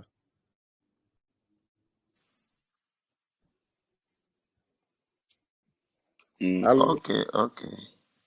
Hein, c'était sur le jour voilà, en fait, c'est plus. de la Pâque. Les Non, c'est pas catholiques, sur ils le ont jour. programmé ça le 3. Non, ils ont programmé, la Pâque de Rome est programmée pour le 9, c'est-à-dire dimanche prochain. Oui, c'est ça. Le Dimanche 9, prochain. Oui, dimanche prochain. Le 9. oui, ça c'est la Pâque de Rome, voilà. Alors que selon le calendrier, non, ça, c'est Non, ça sera le 6. Ça sera le voilà, 6, le 5 et le 6. Du 5 au voilà, 6. voilà. Donc, Rome a pour être le dimanche prochain. Donc, moi, ma question, c'est Non, mais ils que, font ça pour des rituels. Ils veulent, oui, parce qu'ils savent qu'ils auront beaucoup de gens le dimanche. voilà, c'est ça. Donc, ma Ils question, c'est synchronisent ça par rapport au calendrier grégorien, c'est-à-dire solaire. c'est ça, c'est ça. C'est ça. Donc, moi, je Ça me demandais, fonctionne par rapport au calendrier lunaire. voilà. Donc, si mon micro était bon, ma question, c'était immoler l'agneau entre les deux soirs. D'abord, c'est quoi les deux soirs et quelle application aujourd'hui, je ne sais pas si tu as saisi malgré les commandes du micro. Ah, Ça, sur la... Non, mais déjà, que ce soit même la Pâque, bon, les gens disent il y a la Pâque juive et la Pâque chrétienne. Ils disent, bon, ça c'est des histoires. Le Seigneur lui-même célébrait la Pâque, et il est venu effectivement en disant que il était le sacrifice suprême. Donc après lui, je crois que 40 ans plus tard, il n'y a plus eu la célébration de la Pâque en Israël avec des sacrifices comme l'agneau, effectivement. Hein. L'agneau, le temple s'en est parti. Et donc, la dispensation même de ces sacrifices-là ont été supprimés. Aujourd'hui, dans le judaïsme, l'application, il est différent, il est adapté. Il est plus, a été remplacé par un repas. Un repas. Euh, et au travers de ce repas, mais tu vois que le symbolisme que le Seigneur a laissé, c'est les pains, parce que la fête de la Pâque était suivie par la fête des pains sans levain qui se célébrait effectivement pendant 7 jours. Maintenant, les pains sans levain aujourd'hui, parce que l'application spirituelle du levain, c'est le mal, c'est le péché en fait. Donc, quand je parle de l'atmosphère qui doit suivre cette période, parce que canaliser des énergies, c'est toute une spiritualité. Toute une spiritualité. Or, une spiritualité n'est pas faite à partir des moules. Donc, il faudrait que chacun de nous arrive à ajuster effectivement son programme, ses atmosphères par rapport à ces fêtes-là où suivons un peu le calendrier. Donc, si à partir du 6, tu ajoutes 7 jours, ça veut dire que le Seigneur ne veut pas qu'il y ait de levain. Donc, il faut contrôler tes attitudes, contrôler même tes fréquentations, contrôlons ainsi les actes. Mais comme nous ne sommes pas dans un pays, comme on dit chrétien, sinon qui ne respecte rien, c'est en Israël où cette période-là est observée avec une rigueur, et c'est même férié et tout ça, tout comme chez les musulmans, le ramadan et tout, il y a des restrictions et tout ça. Donc, voyez-vous que la canalisation des esprits par rapport à ces fêtes, en fait, nous impose à contrôler les temps d'exaucement, les temps de rencontre que nous avons, de telle période à telle période. Je dois être dans une autre attitude parce que je suis en fait dans une communion parfaite avec le Créateur. Hier, j'ai expliqué à l'un des frères que nous prions une situation après. Je me suis souvenu que Paul dit, faites en tout temps toutes sortes de prières. Vous voyez? On parle là de toutes sortes de prières. Ça veut dire qu'il y a plusieurs sortes de prières. Je ne sais pas si je me fais comprendre. oui, oui, oui. Et donc, j'ai expliqué que euh, Frère Branham, il dit à cette famille-là, quand l'enfant va tomber, faire les crises d'épilepsie, il faut la déshabiller et brûler. Ses vêtements parce que c'est comme si cet esprit-là était lié à ses vêtements. Et lorsqu'ils ont fini par obéir totalement, la personne a été guérie sans imposition de main, sans même de délivrance et tout ça. C'était juste une recommandation. Parce que cette recommandation était une forme de prière. Les aumônes de, de, de, de comment il s'appelle, Corneille, il dit que l'Éternel a entendu, à exaucer tes prières et tes aumônes. Donc, ces aumônes étaient aussi un moyen d'exaucement, un moyen d'attirer la faveur de l'Éternel. Donc, Paul dit que toutes sortes de prières. Et j'expliquais que il y a même des prières qui sont liées par rapport à la position de naissance.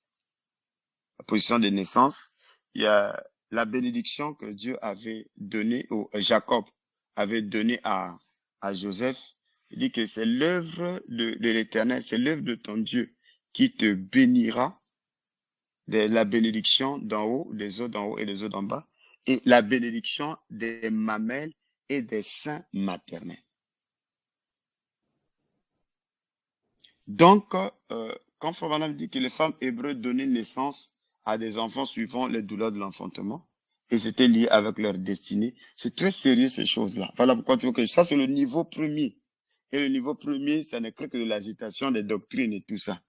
Vous voyez que Dieu n'est pas dans ça.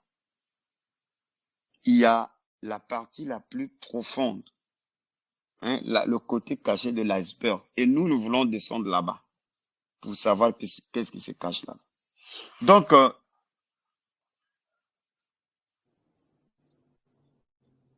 Joseph était Docteur, la femme. ok. Oui, alors? C'est bon. Oui, c'est bon. Non, c'est parce qu'à un J'ai dit- moment donné, votre micro était coupé. C'est bon. Ah, ok. Joseph était le fils de la femme bien-aimée de Jacob. Et Joseph n'a jamais oublié Rachel. Et voilà pourquoi le cœur de Jacob était lié à Joseph. Et vous verrez que lors des bénédictions, Joseph voyait que quand il le bénit de tout son cœur. Mais il dit que le Dieu que lui il servait devait bénir Joseph de la bénédiction des mamelles et des seins maternels.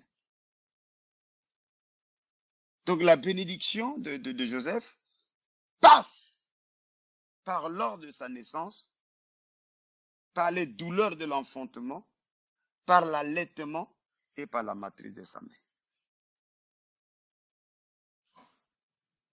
Et donc ça, ce sont des clés très, très, très importantes dans la vie.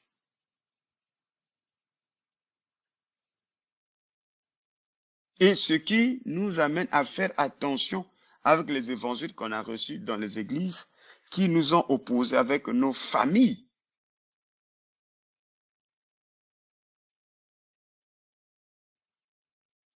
Et voilà pourquoi on dit les enfants doivent obéir à leurs parents parce que c'est un commandement qui est lié à une promesse. Et cette promesse donne aussi la longévité, mais quelque chose qui est caché, c'est qu'il y a la bénédiction de la mamelle et des seins maternels, d'où quand les femmes ont vu la gloire que le Christ libérait, il dit, béni soient les seins qui t'ont allaité, et les mamelles qui t'ont allaité, et les seins qui t'ont porté. Parce qu'il y a une bénédiction qui est liée à la mamelle, au sein maternel. Donc, quelqu'un qui est né sur une position donnée peut réclamer une autorité, peut réclamer un droit, peut réclamer effectivement une élévation par rapport à son ordre de naissance. Et c'est ça qui a fait que Jacob puisse arracher la bénédiction et le droit d'aînesse qui était à son frère parce que sa maman savait par rapport aux vibrations et il a consulté l'Éternel. L'Éternel lui a dit qu'il y a deux nations qui se battent dans ton ventre. L'aîné sera assujetti par le cadet. Donc le secret de la bénédiction, de, comme on dit, la suprématie de Jacob sur son frère Esau est passé par sa mère. Parce que voilà pourquoi Jacob savait cela et il a transmis cela à son fils Joseph, la bénédiction des saints maternels. Donc voyez-vous que c'est des choses, quand vous lisez, ça passe. Mais comment les appliquer pour qu'effectivement, qu'on s'élève pour impacter sur terre?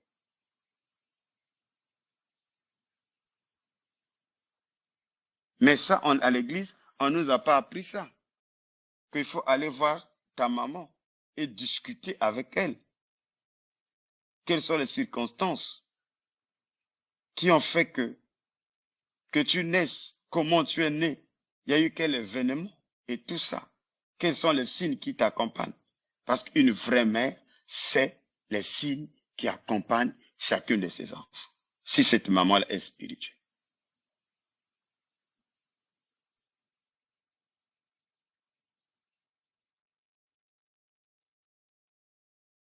Mais si tout ça, on ignore, c'est pas étonnant qu'on marche, on est sans repère, on est continuellement dans la confusion. Et l'Église est venue encore renforcer cette ignorance-là et au contraire, provoquer la plus grande rupture et tout.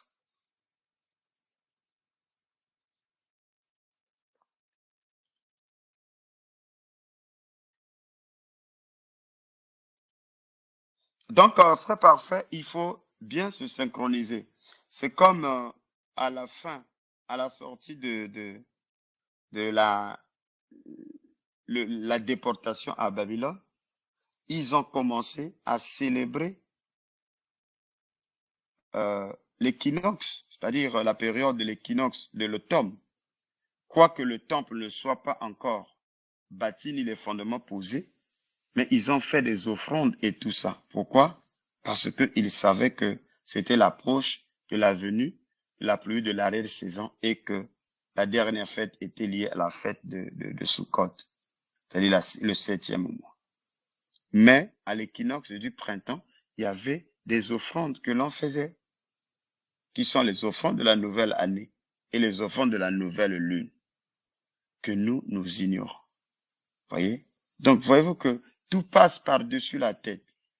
Dieu nous annonce des messages, surtout que bon, on n'a pas le temps de sortir dehors pour voir la nature. On n'a pas le temps de sortir dehors la nuit pour regarder, pour voir les étoiles.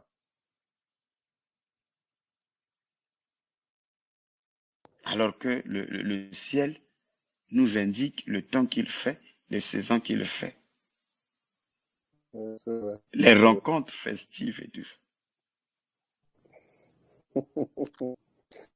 C'est beaucoup. Ok. D'accord, donc passe le micro. C'est ça ce que veut dire être perdu, en fait.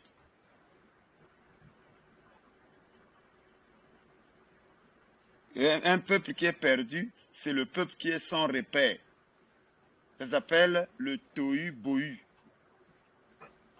Pas de limite, pas de loi, sans rien. C'est-à-dire, on commence l'année, on ne sait même pas ça a commencé quand, ça se termine quand, il y a quelle variation de saison, alors que partout dans toutes les civilisations anciennes, la période de l'équinoxe de printemps était célébrée. Parce qu'elle était liée à des changements, des variations de saison. Et tout ce qui se passe dans les astres a des reflets sur la terre. Paul, même quand il traite le mystère de la résurrection, dans 1 Corinthiens 15, il en parle. Le reflet des corps célestes sur la terre.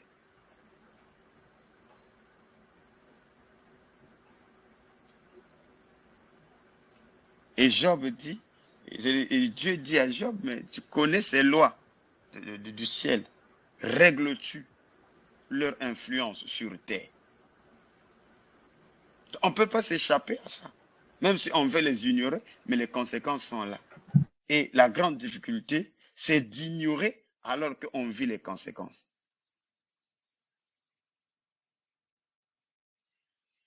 Ok, merci. Franklin, Tatiana qui veut parler. Oui? oui. C'est au niveau de la synchronisation par rapport à la date. J'ai vu un ou deux messages passer sur la plateforme, celle-ci, sur les élites du Midi, et puis l'échange qu'on a actuellement avec ce que le frère parfait Conan vient de relever. Alors, je voulais avoir une précision. En tenant compte de Exode 12, où c'est expliqué comment est-ce que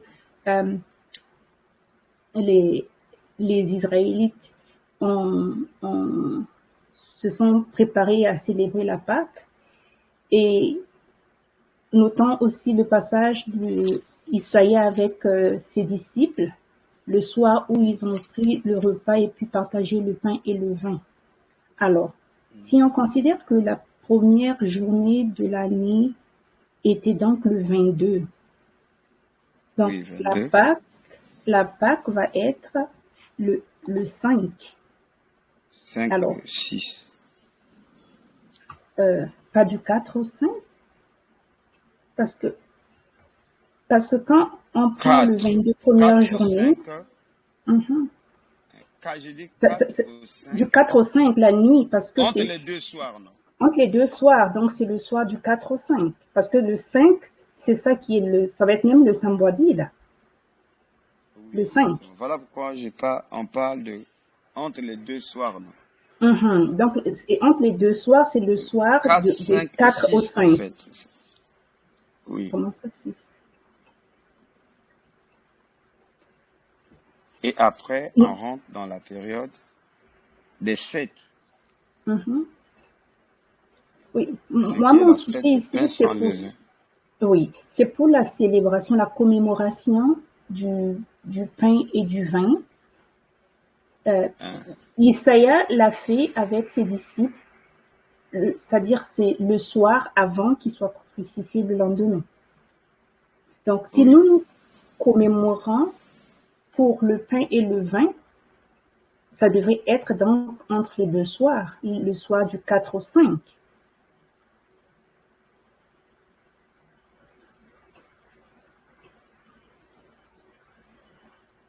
Allant de 22 Mhm. plus 10. Parce que ça fait 31 le 10e jour. Donc, hier. Ok, le 10e jour. Ah, ok, Hier, hier. avant-hier. Ah non, Avant-hier, nous sommes le 2 ici, là. Le 31, là. ok. Donc, ce qui revient à dire, le 14e jour C'est tombe le le 5. 4. Non, le Voilà, 14e jour tombe le 5. le 5, ok. Oui, Ça veut dire, mercredi. la célébration, c'est le 4. La nuit du Oui, 4 au 5. c'est ça. Mardi, entre mardi et mercredi. Oui, la nuit du 4 au 5. Mhm. Parce qu'on ne doit pas rater ça, là. On Mais doit faire pourquoi ça. l'Église Mhm. catholique a ramené ça quand? Le 9. Mais est-ce que c'est l'Église catholique, frère King, on va regarder encore eux, ce sont des menteurs en ce sens. Je sais pas, je sais pas. Oui, J'ai effectivement. entendu les gens Mais qui pourquoi vont ils faire sont... des choses le 7, je sais pas moi, le Le, 9. le, Le le, 9, là, c'est leur Pâques, là, le 9, là, le dimanche, là, le 9, le Pâques, pour les catholiques, là. ils font le chemin de croix, le 7 et le C'est 9, ça. le Pâques. C'est la Pâque, voilà. Le 7, ils vont faire leur, comment ils appellent ça, leur vendredi, je sais pas comment, là. Mais nous, on regarde la lune. C'est le calendrier Oui, on lunaire, regarde la c'est pas lune. celui des catholiques, là. Ok, ok. Et donc, voilà. Donc, c'est la nuit du 4 au 5. Le soir. C'est cela, hein. Ok, il y a C'est une autre juste pour qu'on préoccupation. on soit accordé, là. Merci.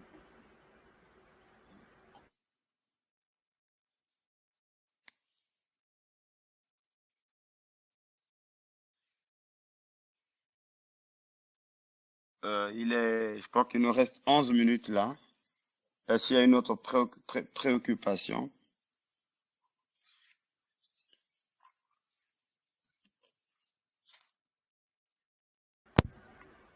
Euh, Peut-être je vais encore avoir une question. Et juste savoir, est-ce que vous avez prévu quelque chose en tant que euh, en ensemble? Je sais pas, est-ce qu'il y a quelque chose de prévu? Ou Non, bien non, non, c'est non. ok, Le problème, je fais ça seul. ok. Ça nécessite un enseignement de base. Ce que j'ai expliqué là, la cérémonie du lavage des pieds, j'ai expliqué aux frères, mais est-ce que vous êtes prêts d'abord?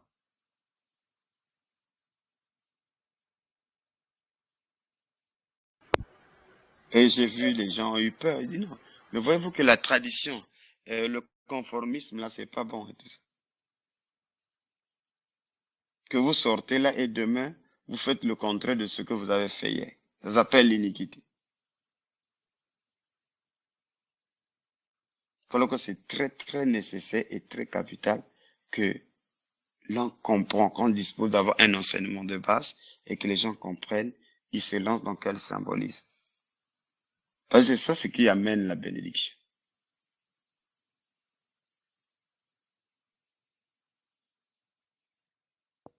Alors, Oui, alors, ça parfait. j'ai une autre question, puisque ce soit plateforme semble un peu silencieuse.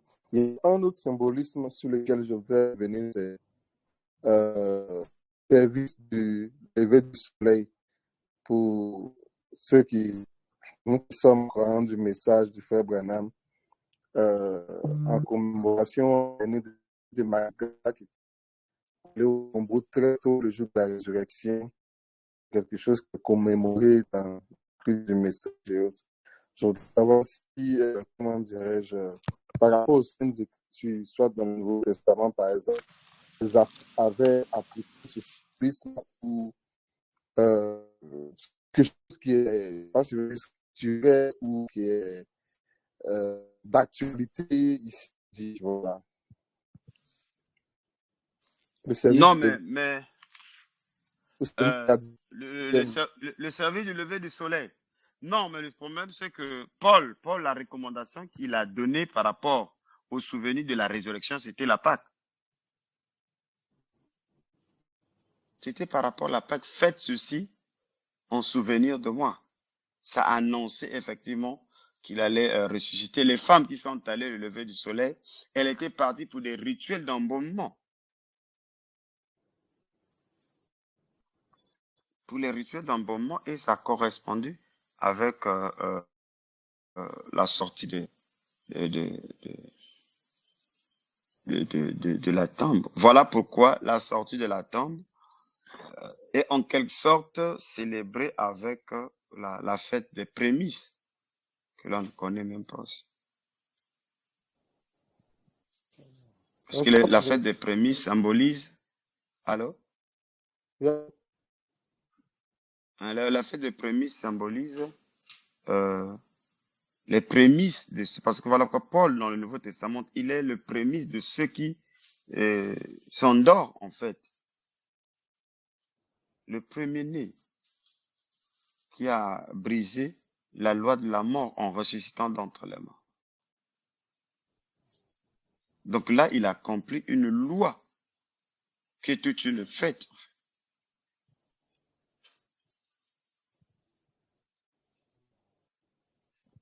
La prémisse de la moisson qui est arrivée et la prémisse de la gerbe qui est arrivée à la moisson, montrant qu'il y aura une résurrection générale.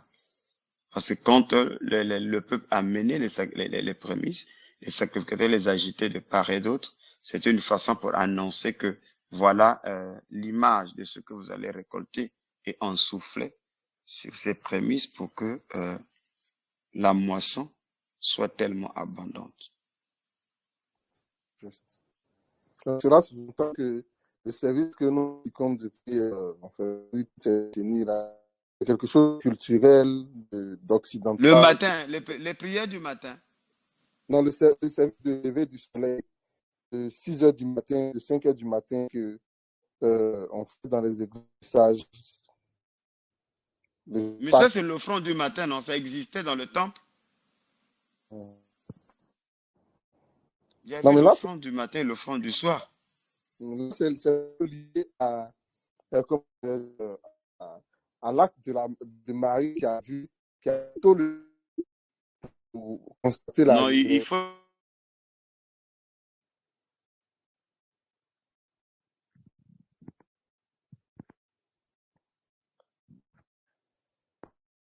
Allô? Allô?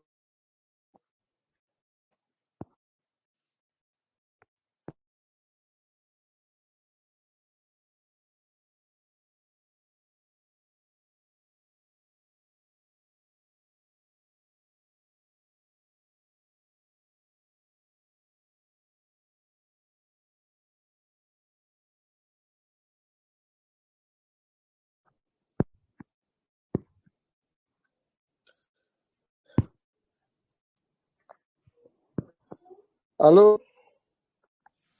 Allô? Mon micro maintenant ça va, je crois. Voilà. Je crois que c'est bloqué. Allô, Non, c'est j'ai bon. une question pour la fin là. Oui, frère Non, divin. non, frère Jean, en fait, je n'ai pas fini de poser des questions. Donc, maintenant que j'aille au bout. Non, en fait, j'ai une question qui m'est venue à l'esprit, je voulais demander quoi. Vas-y. Alors, vas-y. En fait, je voulais demander le Je vous lavage des écoute. pieds là. Comme le lavage des pieds, comme la Pâque se fait entre les deux soirs, le lavage des pieds se fait à quel moment alors?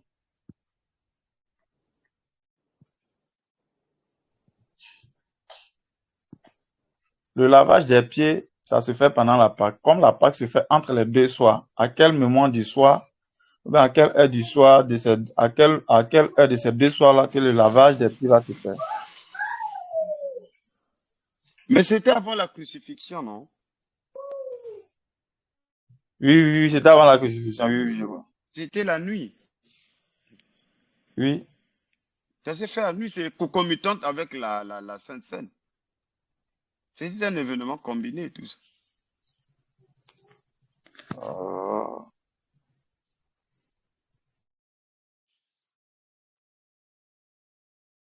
Ok, donc Tu je vas laver reviens. les pieds de quelqu'un, frère divin. Faut en être digne, hein? il faut en être vraiment digne, ça c'est vrai. Hein? Donc, je voudrais C'est Il revenir. tellement faut en être profond, digne. c'est tellement profond qu'on ne le pense que vraiment on a toujours fait ces choses à la légère, donc ça fait que vraiment on veut être maintenant plus sérieux, quoi. Non, c'est plus C'est pourquoi c'est que... sérieux. C'est plus sérieux. Soit tu laves pas. Ok, c'est compris. Soit tu laves pas, sinon que la symbolique, faut pas blaguer avec. Oui, c'est compris. Faut pas blaguer avec. Donc ça veut Tu vois dire, que le fait c'est de juste... donner le pain et le vin, le dialogue entre Abraham et Melchisédek, ça produit toute une lignée de sacrificateurs. Oui, oui, c'est vrai. Donc tout ça, ça faisait que même, c'était pas trop ça, parce que chacun vit une vie vraiment bizarre, désordonnée. Et puis on vient, on lave les pieds, et puis bon, c'est compliqué, quoi. C'est pourquoi Jésus était digne pour laver les pieds de ses disciples. Voilà. Voilà. Donc c'est tout ça qui nous a aliénés. Donc Parce la que restauration. les pieds, ce sont les énergies. Voyez-vous que la personne, mais c'est compliqué, c'est compliqué. C'est une purification. Parce que les pieds évoquent la marche. Si on lave les pieds, c'est parce que c'est souillé. On ne lave pas les pieds de quelqu'un qui est propre. Voilà pourquoi Pierre avait dit, mais si tu me laves les pieds, soit tant mieux que tu me laves tout entièrement. Le Seigneur dit, non, vous êtes déjà pu. Oui. Donc je voudrais demander, lorsque Jésus a lavé les pieds des pieds de ses disciples, est-ce qu'en retour, les disciples ont lavé lui ses pieds? Parce qu'il faut être digne pour pouvoir laver les pieds. Or, la remarque que j'ai faite dans les églises du message, c'est que les deux voisins qui s'asseyent sur le même banc se lavent l'un et l'autre les pieds. Or, Jésus, lui, a lavé les pieds seulement de ses disciples. Est-ce que les disciples ont lavé lui ses pieds? Bon, il me rappelle plus trop de ces passages-là. Non, mais il a dit que faites ceci. C'est-à-dire, vous allez comprendre. Ce que ça dit, ça devient un ordre de, Oui. des disciples au sein de l'Église. OK? Ça, c'est Paul vrai. montre que C'est les vrai. veuves qui étaient considérées devaient être les veuves qui ont lavé les pieds des saints. Maintenant, le problème, tu vois que ce n'est pas n'importe quelle veuve qui devait être une veuve considérée. Parce que le veuvage, en ce moment-là, devenait comme un titre dans l'Église. Mhm. OK? Parce que Oui, oui, c'était c'est les compris. femmes qui avaient de l'expérience, c'était au service. C'était des servantes dans l'Église. Et donc, l'une des critères, c'est que elle a lavé les pieds. Donc, ce n'est pas des femmes commères. Mhm. OK? C'est Donc, ce compris. sont des personnes comme les ânes à qui on pouvait venir se confier. Ça, c'est vrai. Parce que les pieds